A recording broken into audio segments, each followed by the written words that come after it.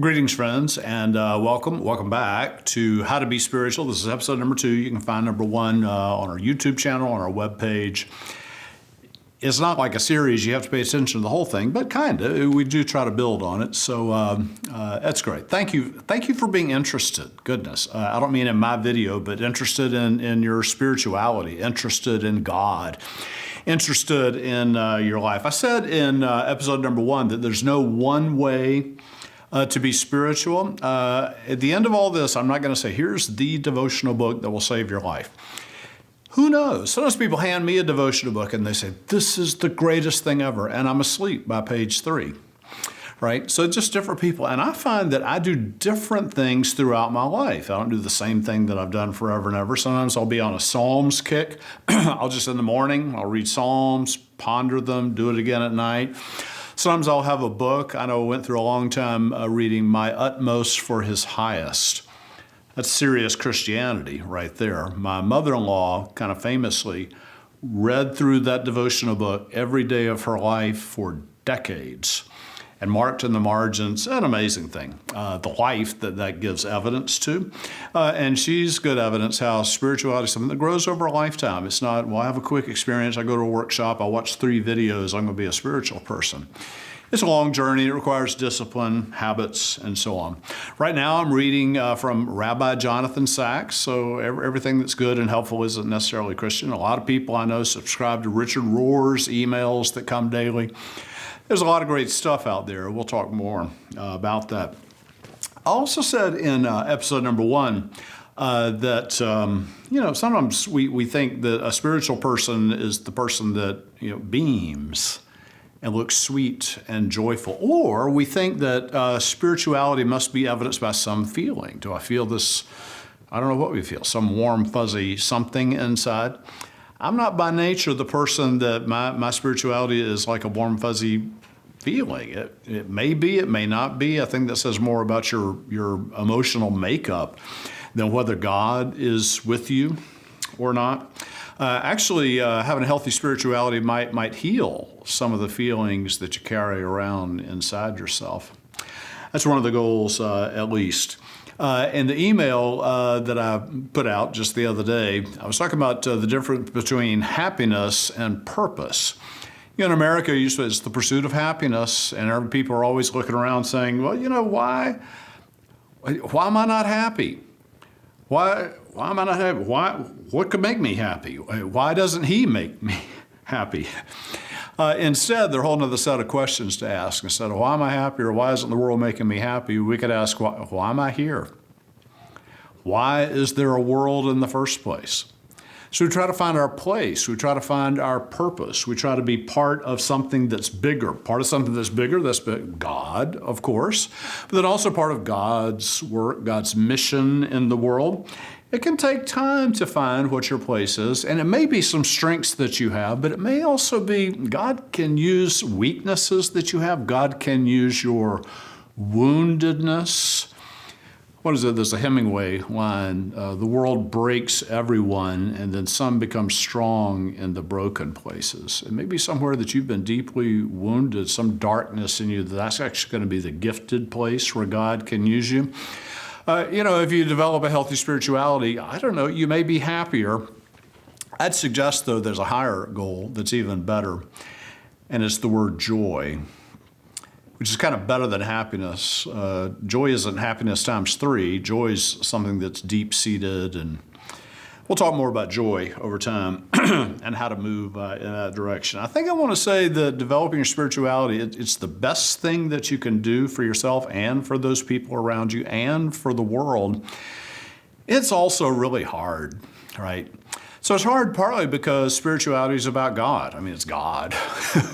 If God were, as simple as this folder, we'd have God figured out in no time. But God's way more complex than the entire universe, the mind, the heart of God. We spend our lifetimes plumbing at more questions, trying to understand. It's God. There's mystery, there's wonder, there's awe. We'll try to find all of those things. Also, the spirituality is hard because, you get that pursuit of happiness thing that gets in the way. And you get, that's defined so often as, am I having fun? Is life fun? Let's go do something fun. Or we define ourselves as, I'm a productive person. I'm a doer. That's a good thing. But it can be the enemy of spirituality. Because something in spirituality about I'm not doing anything, I'm not producing anything, I'm just being still. I'm not defined by what I get done, by what I produce. Society mostly defines you as a consumer. I'm a consumer, I buy, I purchase, I devour, consumers.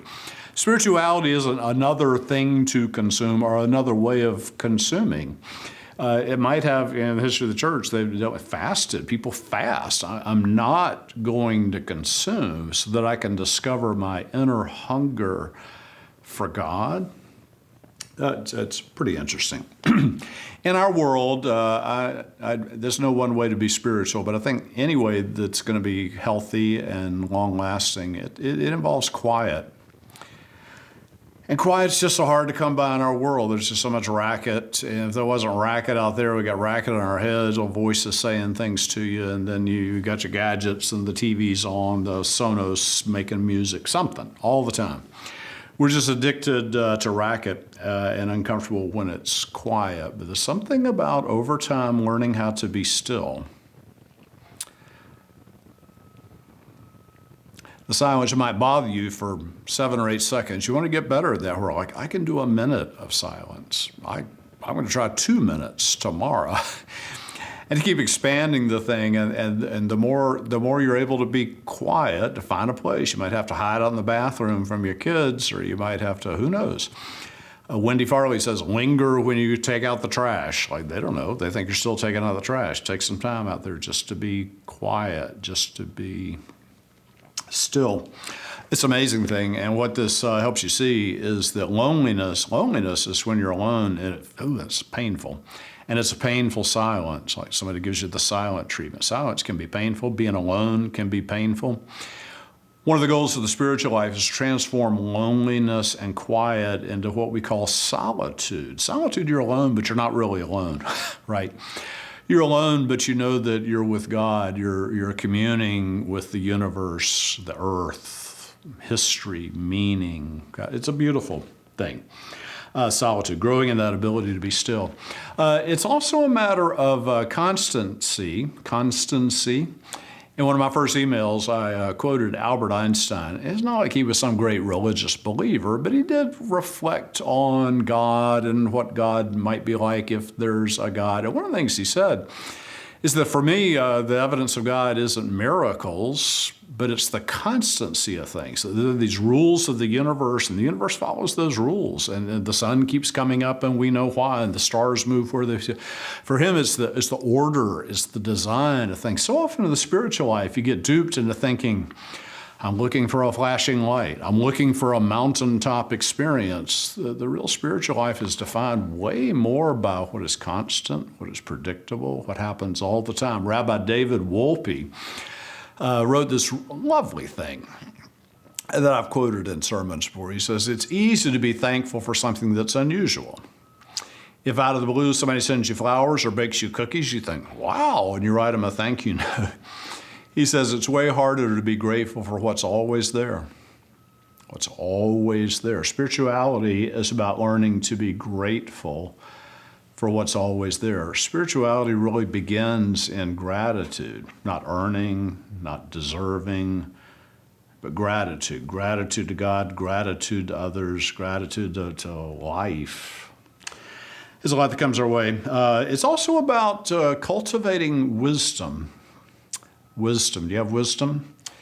I ask people sometimes, can you name a wise person? They scratch their head. They know a lot of smart people. You work with smart people. You went to school with smart people. You've heard of smart people, clever people, successful people.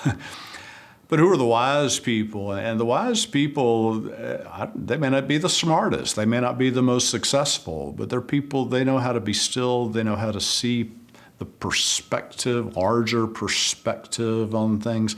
They have a patience in their soul. They see the deep meanings. They understand others and the world around them and themselves. That's the goal. It takes a long time to get to wisdom. It takes a long time to get to wisdom. Now, speaking of time, We're going to talk a lot in this series. I'll come back in another video and explore time more. I don't know how you think about time. Sometimes I fall into thinking that like time's my enemy. I've got to beat time. I've only got so much time. I've got to get this done, that done, the other thing. And I'm cramming it full. And time is like, I need more time is what I tend to do. And people say to me all the time, and I feel this, is that time it just flies. Time goes so fast. You look up and a month's gone. You look up and 2 more years have flown by. Your kids are little and then they're off to college, whatever. Time flies. I said this a couple of months ago in a sermon, and I'll repeat it. The only way to slow time down is to slow down. The only way to slow time down is to slow down. Part of the spiritual life is accepting that we're not going to jam our time full, more full, go faster, spiritualize about how to go faster, how to get more done in a short period of time. That's why the quickie devotional doesn't really work that well, because it just feeds into that. Okay, I got my devotional done, I'll move on to the next 17 things. It's saying, I'm going to take some time, I'm going to waste some time.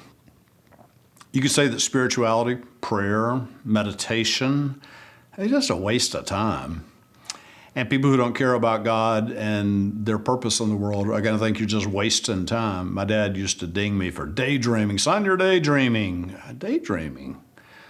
Like, that's a great thing for children, for grown-ups. Just think, to dream, to listen, to be quiet.